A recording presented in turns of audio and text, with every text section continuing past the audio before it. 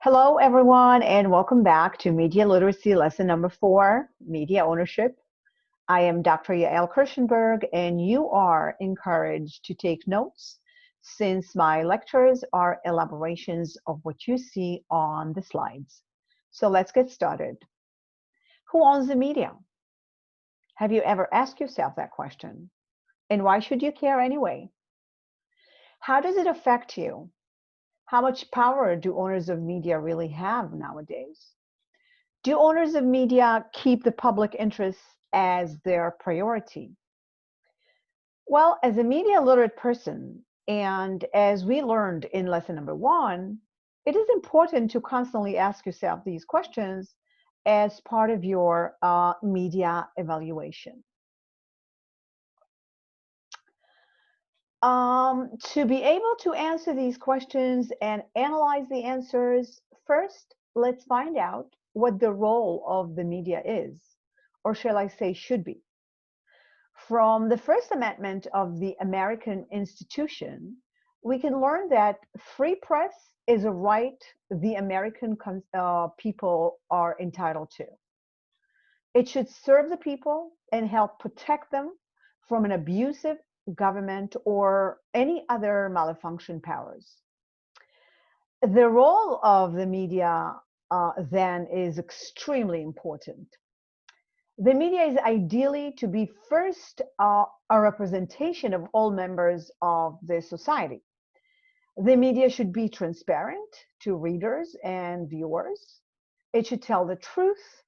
It should be impartial, objective, unbiased, informative, and of course, it should act in the public interest.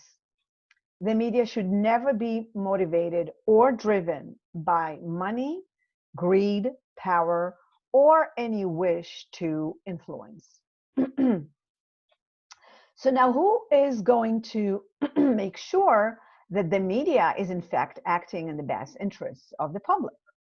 Well, the Federal Communications Commission and the U.S. antitrust law are designated bodies that regulate media rules. They set limits on ownership, on content material, on different forms of media, as well as prevention of monopolies. The Congress requires that every 4 years, the FCC re-examines the rules of media to make sure these rules are still in the public interest. And if necessary, change the regulations that do not meet the criteria. You can see here the rules regarding media ownership. So for example, the first rule disallows the big broadcast networks to merge. The following rules have many sub-rules, provisions, and conditions that, in fact, you can find them on FCC website. I'm not going to go into it, and you don't really have to learn them for this lesson. But it is important, though, that you will be aware of such organizations and their functions.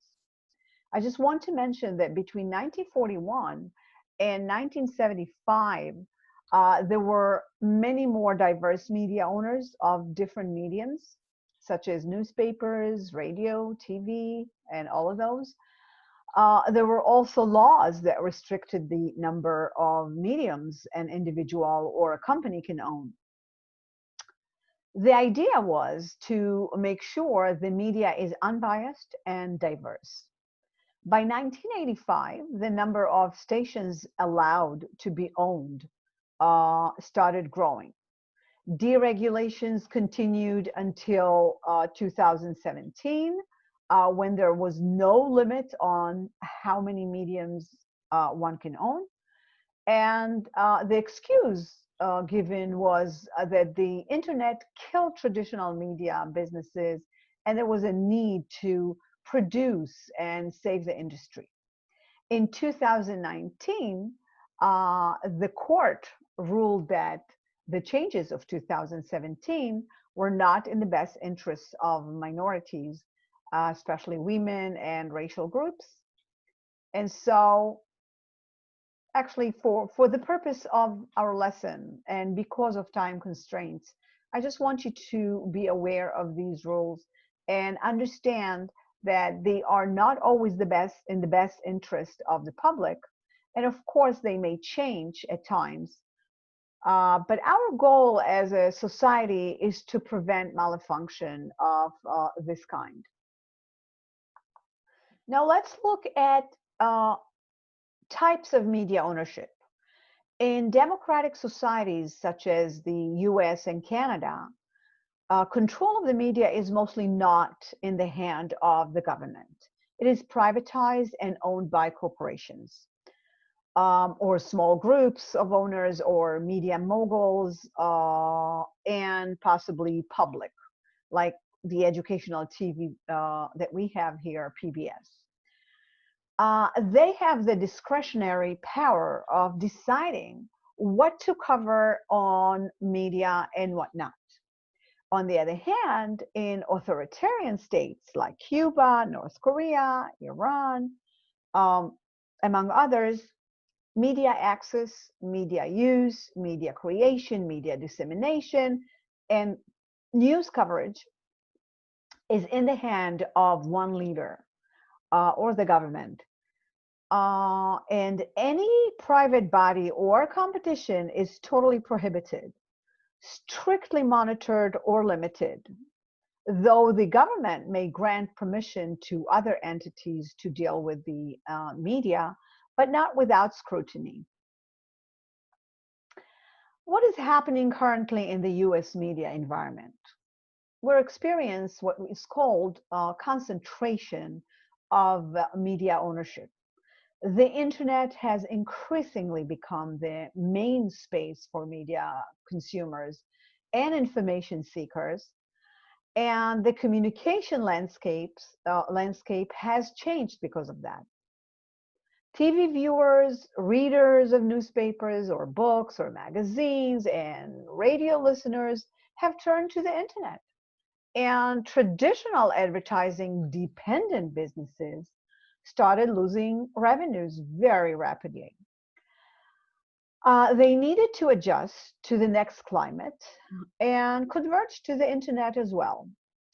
What happened next is what we call media conglomeration, or media group, media consolidation, media convergence, or media institution. They all describing the concentration of media ownership.